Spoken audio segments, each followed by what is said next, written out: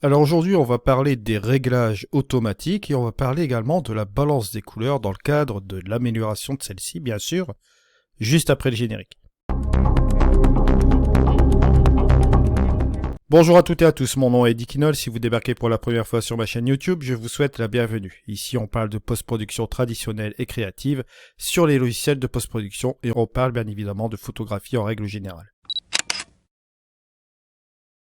Aujourd'hui, on se retrouve donc sur un tutoriel Capture One Pro 21. Avant de commencer, je tenais à vous rappeler que vous avez toujours l'offre sur les licences perpétuelles de Capture One 22 qui sortira en décembre cette année. Vous avez une offre promotionnelle de moins 20% et en plus de cela, vous pouvez ajouter mon coupon code EDIKINOL qui vous rajoute une réduction supplémentaire. Je vous rappelle bien évidemment que ces offres sur Capture One 22 concernent uniquement les licences perpétuelles. Je vous renvoie sur la notice explicative en haut à droite et je vous rappelle bien évidemment que cette offre termine demain. Et maintenant, place au tuto. Alors nous, sans plus tarder, on va commencer à post-traiter cette photo. Je voulais vous parler aujourd'hui des réglages automatiques de Capture One, dont notamment le réglage automatique général de Capture One.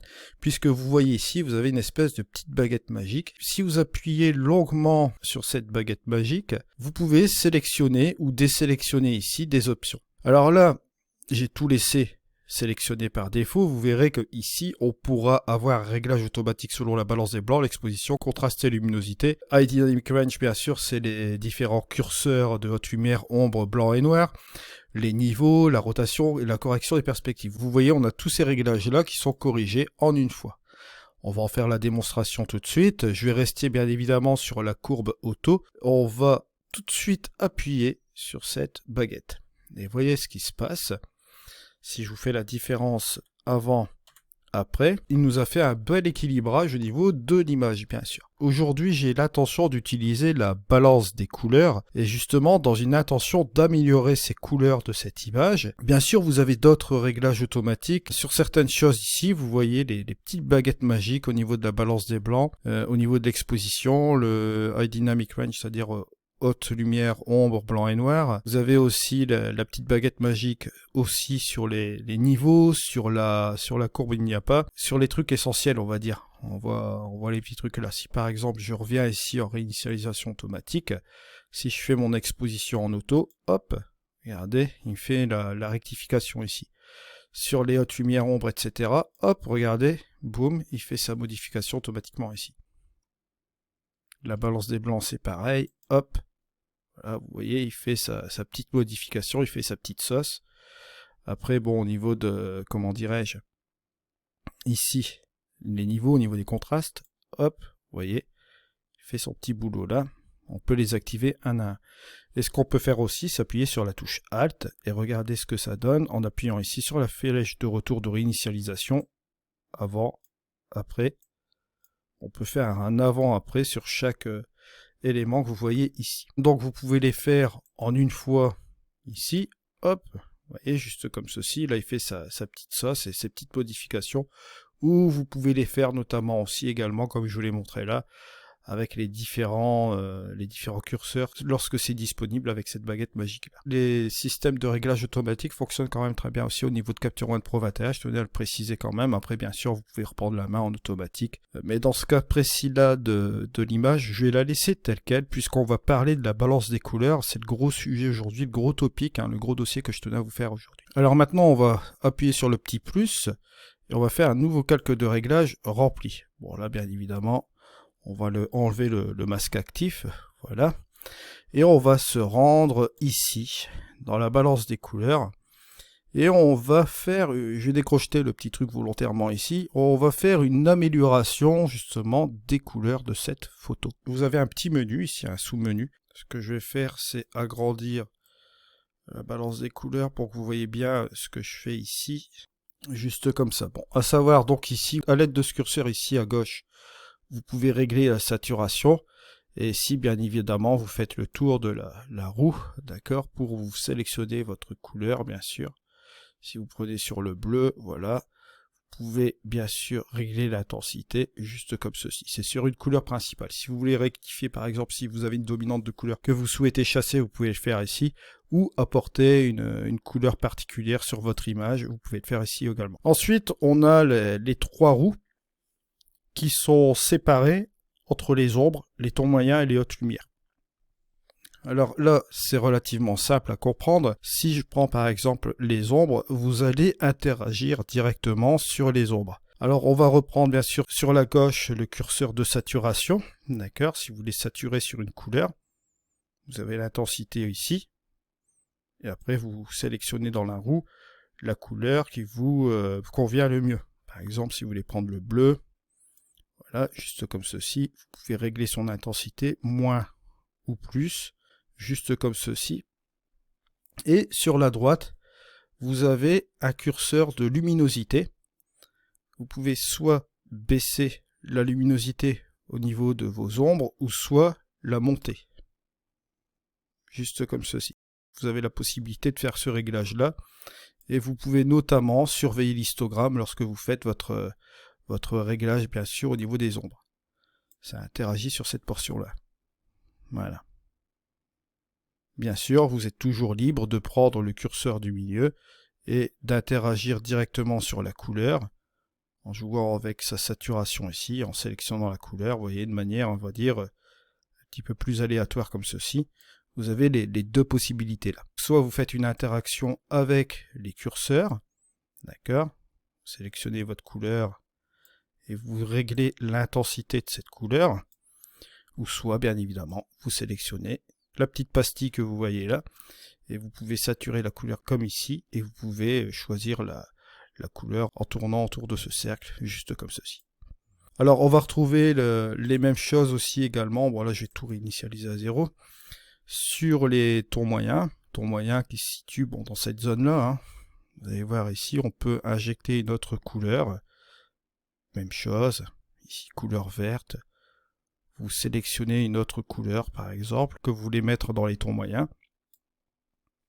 Bien sûr, vous pouvez utiliser la roue que vous voyez ici, d'accord, et après vous pouvez régler l'intensité comme vous voyez là. Et bien évidemment, toujours ce curseur ici de luminosité pour baisser la luminosité des tons moyens, ou bien sûr les monter. Vous avez ces deux choix possibles.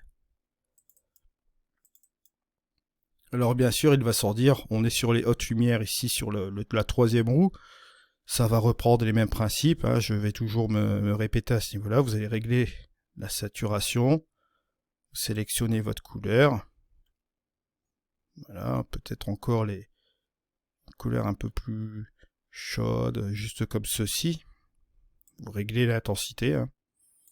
Voilà, juste comme cela, et juste avec ce curseur là, vous réglez simplement la luminosité, soit vous la baissez, soit vous la montez. Dans ce cadre-ci, vous pouvez la baisser juste comme cela, vous voyez, partir sur autre chose, juste comme ceci. Vous voyez, ça c'est les trois roues principales. Bon, bien sûr, on pourrait initialiser aussi les trois roues en même temps, comme vous le voyez ici, ce qui marche relativement bien. C'est ces trois roues-là que vous pouvez un peu mitiger en même temps. Maintenant, vous avez trois autres roues ici, qui reprend le même principe, c'est-à-dire que vous allez retrouver les ombres, les tons moyens et les hautes lumières. Mais l'intérêt ici, c'est que vous allez retrouver une grande roue, d'accord, par rapport à l'ensemble ici. Vous avez les trois roues qui sont regroupées en un panneau. Mais si vous voulez régler quelque chose d'assez particulier dans votre image, comme ici, bon, on veut jouer vraiment sur les ombres, se concentrer sur les ombres, il est préférable de travailler sur une roue sélective, comme ici les ombres. Alors là, par exemple, je vais faire un petit exemple, hein. On va partir directement ici dans les ombres. On va tout simplement saturer à peu près de moitié, et on va prendre notre roue ici, on va sélectionner une couleur dans les ombres qu'on souhaite par exemple utiliser dans notre image ici. On pourrait très bien utiliser une couleur froide et une couleur chaude dans les hautes lumières, ça marche relativement bien. Ou repartir aussi sur des couleurs qui sont quasiment identiques en faisant une petite variante de couleur avec une couleur voisine. Ça peut marcher aussi également. On va voir justement comment cela va marcher dans notre photo ici. Alors, je vais m'amuser également avec mon curseur de luminosité. Soit je peux rehausser ici, on le voit, mes ombres. Ça peut nous donner un côté mat aussi, hein, en relevant les ombres comme ceci. Ça peut relativement bien marcher. Ou soit j'accentue ces ombres. Mais moi, je vais avoir tendance un petit peu à les dégager quand même un peu. Alors, on va garder cette couleur-là. D'accord. Je vais même faire un avant-après pour regarder ce que ça donne. J'appuie sur Alt, avant, après. On voit que ça donne quand même relativement bien. Ça adoucit un petit peu cette photo. Je vais continuer non pas sur les tons moyens, mais sur les hautes lumières, puisque j'aime bien faire d'abord mes ombres, puis ensuite mes hautes lumières. Et les tons moyens vont me permettre d'atténuer la séparation des couleurs qu'on aura entre les ombres et les hautes lumières. Alors là, bien sûr, je vous l'ai expliqué tout à l'heure ici. Bon, on va tout simplement prendre une couleur juste comme ceci. Je vais aller justement sur la couleur, on va dire des bleus. Voilà, juste comme ceci. Une couleur similaire que j'avais prise sur le... Comment dire ça au niveau des ombres, hein. Si je regarde ici, c'est à peu près similaire. Alors là, ce qu'on peut faire, on peut jouer sur la même façon d'agir. On pourrait très bien, regarder, accentuer encore plus dans les hautes lumières ce côté des bleus, ou tout simplement alléger cette petite chose-là. Donc ça pourrait très bien marcher, vous voyez, de reprendre, on va dire, la même couleur, et pourquoi pas baisser les hautes lumières ici par la même occasion. Ça pourrait nous donner un effet assez sympatoche, ici on le voit très bien. Si j'appuie sur la touche Alt et que je fais mon avant, après, vous voyez que ça change vraiment de manière significative. Et là, j'ai joué avec les tons moyens. Bon voilà, on le voit ici. Et ce que je vais faire, je vais soit baisser ou monter. Là, je vais avoir tendance à monter encore un peu la luminosité. Et je vais sélectionner une couleur, bon, on va dire, qui va être peut-être similaire aussi si je veux garder l'esprit de cette couleur. Bien sûr, je peux le faire aussi également. Regardez, on peut très bien soit descendre ou monter, hein, pour accentuer un petit peu ce petit truc-là. C'est vrai que ça peut être sympa comme ça d'amener une couleur bleutée sur l'ensemble ici de l'image. Si je fais mon avant-après, regardez, hop, on a ici le avant et le après. Et ça nous donne une couleur sympathique, vous voyez ici sur l'image. Juste comme cela. Alors bien sûr, au niveau des hautes lumières, vous avez une autre possibilité aussi, c'est d'amener une couleur un petit peu plus chaude. On peut le faire aussi également, regardez, on va essayer. On va essayer de ramener sur une couleur un petit peu plus chaude, voilà, juste comme ceci. On va l'accentuer au niveau de sa saturation. Ça peut marcher aussi, vous le voyez là. Si je fais la petite différence ici, regardez, avant, après, vous voyez qu'on a quelque chose de pas mal du tout. Ça à nous de voir. Bon, maintenant, au niveau des ombres, tout à l'heure, ce que j'ai fait, c'est que j'avais relevé un petit peu les ombres, bien sûr, pour que ce soit un peu moins sombre. Mais je pourrais très bien baisser la luminosité des ombres, juste comme ceci, pour amener encore un autre style.